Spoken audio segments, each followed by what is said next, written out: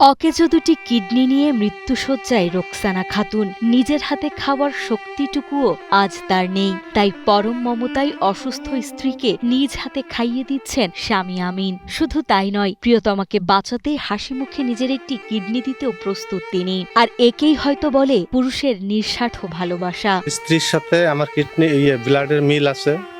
হ্যাঁ, তা আমি আমার স্ত্রী কিডনি দিতে চাই, কিন্তু এখন দিতে হলে যে সাহায্য সহযোগিতা দরকার, আপনারা সবাই মিলে যদি আমার সাহায্য সহযোগিতা করেন তাহলে আমার কিডনি আমার স্ত্রীকে দিতে চাই। চুয়াডাঙ্গার দর্শনা পৌর এলাকার মোবারক পাড়ার বাসিন্দা আমিন রোকসানা দম্পতির একসময় 2 মেয়েকে নিয়েছিল সুখের সংসার, কিন্তু 2 মেয়ের বিয়ের পর ভাগ্যের নির্মম পরিহাসে গত বছরের প্রথম দিকে রোকসানার দেখা দেয় শারীরিক দুর্বলতা, মাথা ঘোরা আর তীব্র ব্যথা। এরপর তাকে হাসপাতালে ভর্তি করা হয়। সেখানে পরীক্ষার পর কিডনির মারাত্মক ব্যাধি ধরা পড়ে। পরে উন্নত চিকিৎসার জন্য ঢাকা নেওয়া হলে চিকিৎসকরা জানান রোকসানার 2টি কিডনি প্রায় অকেজো। কিডনি টেস্ট দেখার পরে তারা বলছে কিডনি দুইটাই ড্যামেজ হয়ে গেছে, আপনার এই মুহূর্তে ঢাকা মেডিকেল কলেজ হাসপাতালে নিয়ে যান।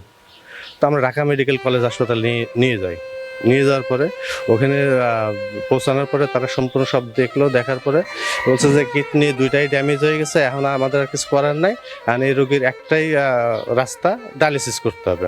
বর্তমানে ডায়ালিসিসের উপর ভর করে টিকে আছে রোকসানার জীবন। তবে তাকে বাঁচিয়ে রাখতে গিয়ে দিনমজুর স্বামীর বিক্রি করতে হয়েছে জমিজমা সব। স্ত্রীর সার্বক্ষণিক সেবা করতে গিয়ে তার দিনমজুরের কাজটিও এখন বন্ধ। চিকিৎসকরা জানিয়েছেন দ্রুত কিডনি প্রতিস্থাপনের জন্য প্রয়োজন প্রায় 8 থেকে 10 লাখ টাকা। নিজের কিডনি দেওয়ার প্রস্তুতি থাকলেও টাকার অভাবে সেই প্রতিস্থাপন সম্ভব হচ্ছে না। সেই সাথে চরম অর্থাভাবে গত 1 সপ্তাহ ধরে রোকসানার ডায়ালিসিস ও ঔষধ কেনাও পুরোপুরি বন্ধ।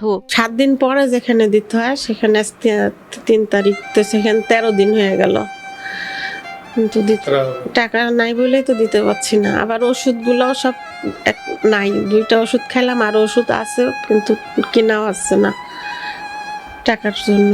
আর্থিক টানাটানি এবং আমরা ট্রিটমেন্ট করতে পারছি না। এবং আমি যে একটা কর্ম করব, যেহেতু কি এই রোগীর আমার গোসল করা দিতে হয়, সকালে রুটি বানাইতে হয়, তারপর তার নাস্তা সম্পূর্ণ আমার নিজেরই করে খাওয়াইতে হয়। যার কারণে আমি যে বাইরে একটা চাকরি করব, সেই চাকরি করার ক্ষমতা আমার এখন নাই।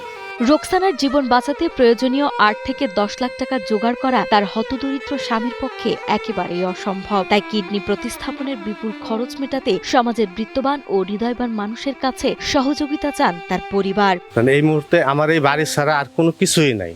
তার পিছনে তার যে কিডনি দেব কিংবা এই করবো, এই যে ব্যয়বহুল খরচ, এটা আমার পক্ষে কিছুতেই আর সম্ভব না।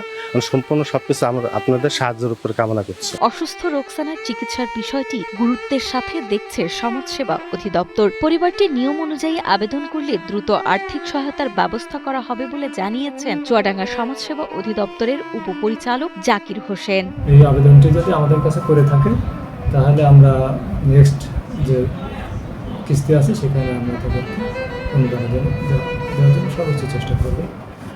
যদি না করে থাকে আমি অনুরোধ করবো আপনাদের মাধ্যমে উনি যেন আবেদন করেন।